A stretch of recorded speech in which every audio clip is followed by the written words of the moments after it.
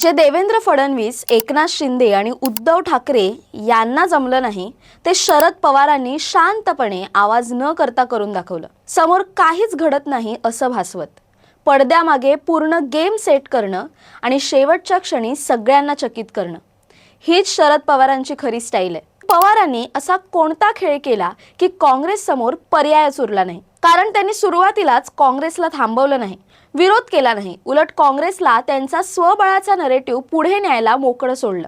आणि हीच पहिली चाल होती. कारण जर सुरुवातीलाच त्यांनी विरोध केला असता तर काँग्रेस अधिक आक्रमक झाली असती. दिल्लीतील काँग्रेस हायकमांड पर्यंत मेसेज पोहोचवला की ही लढाई जिंकण्यासाठी नाही तर हरण्यासाठी आहे आणि त्याचा फटका भविष्यात संघटनेला बसेल.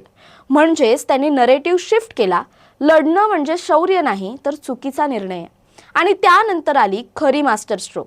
शरद पवारांनी स्वतः पुढे न येता रोहित पवारांना पुढे केलं.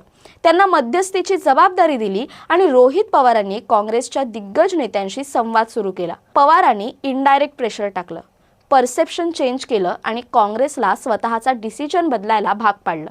शेवटी बारामती म्हणजे पवार कुटुंब आणि शरद पवार म्हणजे त्या कुटुंबाचे प्रमुख. भलेही राजकीय दृष्ट्या शरद पवार गट आणि अजित पवार गट वेगळे असले तरी कुटुंबात कधीच मनभेद झालेले नाहीत, हे वारंवार सिद्ध झाले. अशा वेळी अजित पवार यांच्या पत्नी स्वतः रिंगणात असताना आणि त्या निवडणुकीत काँग्रेस थेट उतरते आणि कुटुंब प्रमुख म्हणून शरद पवार काहीच करत नाहीत असा मेसेज केला असता. आणि हा मेसेज पवारांनी जाऊ दिला नाही, पण त्याच वेळी उघडपणे हस्तक्षेपही केला नाही. त्यांनी पुन्हा एकदा पडद्यामागूनच खेळ केला आणि परिस्थिती अशी निर्माण केली की काँग्रेसने स्वतःच माघार घेतली आणि यामुळे राजकारणही सांभाळलं आणि कुटुंबाची प्रतिमाही.